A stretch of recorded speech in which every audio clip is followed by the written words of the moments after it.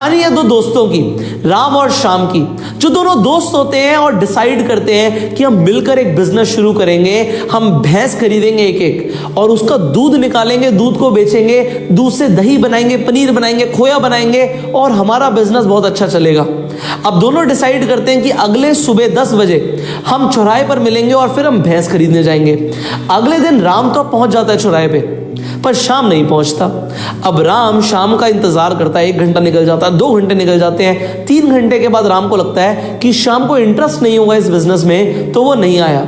तो राम अकेला जाके भैंस खरीद कर ले आता है घर पे। अब राम भैंस की बहुत सेवा करता है, दूध निकालता है, दूध से वो मिल्क प्रोडक्ट्स बनाता है, बेचना शुरू करता है, मुनाफा होना शुरू करता है और वो जो कमाई करता है उसे री इन्वेस्ट करता है अपने बिजनेस में।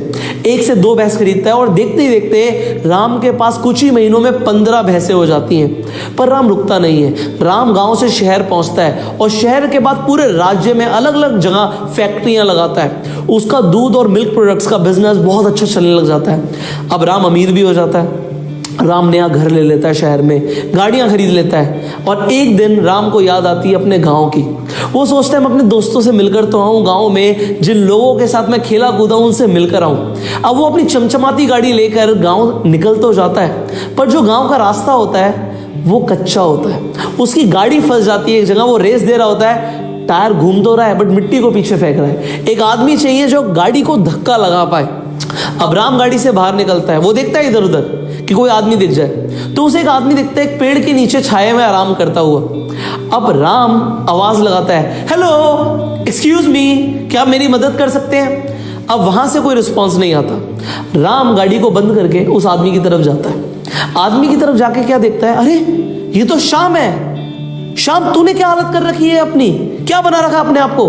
श्याम कहता है, बाबूजी आप कौन? श्याम इमेजिन ही नहीं कर पाता कि राम कभी सक्सेसफुल भी होगा, वो कभी सूट बूट में उसके सामने आएगा, वो गाड़ी का मालिक बनेगा। वो इमेजिन ही नहीं कर पाता आदमी कौन है। श्याम सोचता है राम तो मेरे साथ यहाँ पे घूमता था, उसके पास तो 1-2 भैंसें होती थी, बस यही तो था, फिर वो कहां पे बढ़ गया उसे कुछ नहीं पता।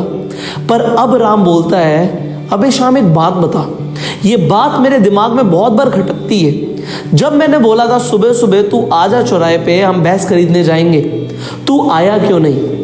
मेरा बिजनेस देख कितना बढ़िया चल रहा है, आज मैं इतना बड़ा आदमी बन गया हूं क्योंकि एक दिन हमने वो काम शुरू करने का डिसीजन लिया था, तूने नहीं किया। और देख तू कहां पर है और देख मैं कहां पर हूं। अब तू क्यों नहीं आया, पहले मुझे ये बता। श्याम बोलता है बड़ी धीमी आवाज में कि भाई उस दिन मैं घर गया, मैंने अपनी बीवी से डिस्कस भी किया कि हम भैंस खरीदेंगे, पर मेरी बीवी ने बोला तुम भैंस खरीद तो लोगे, पर भैंस को कोई बीमारी हो गई, भैंस मर गई तो। राम हंसने लग जाता है। श्याम कहता है भाई जो तूने काम शुरू ही नहीं किया, तू पहले नेगेटिव सोचने लग जा। इसी वजह से लोग कभी जिंदगी में कामयाब नहीं बन पाते, क्योंकि वो लोग नेगेटिव पहले सोचते हैं। नकारात्मक लोग नकारात्मकता की तरफ ज्यादा सोचते हैं। वो सोचते हैं नहीं हुआ तो। नाकामयाबी की निशानी है कि हम नेगेटिव सोचें। और पॉजिटिव लोग क्या सोचते हैं, let's give it a shot, अगर हो गया तो क्या होगा। वेल आपको जिंदगी में हो सकता है कोई इंसान एक बिजनेस के बारे में बताए, कोई नए काम के बारे में बताए, और आप भी अगर शाम की तरह सोचोगे अगर नहीं हुआ तो क्या होगा? आप वहीं पे जहां पर थे वहीं पे तो रहोगे, बट अगर हो गया तो।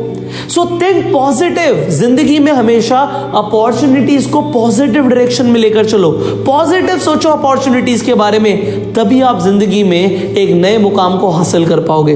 तो अगर अपना लेवल ऑफ लाइफ चेंज करना है तो नई अपॉर्चुनिटीज को ग्रैब करो, and that is the message of the day. So आपकी भैंस पैदा होने से पहले नहीं मरनी चाहिए। सो कम से कम पैदा करो, उसका ध्यान रखो।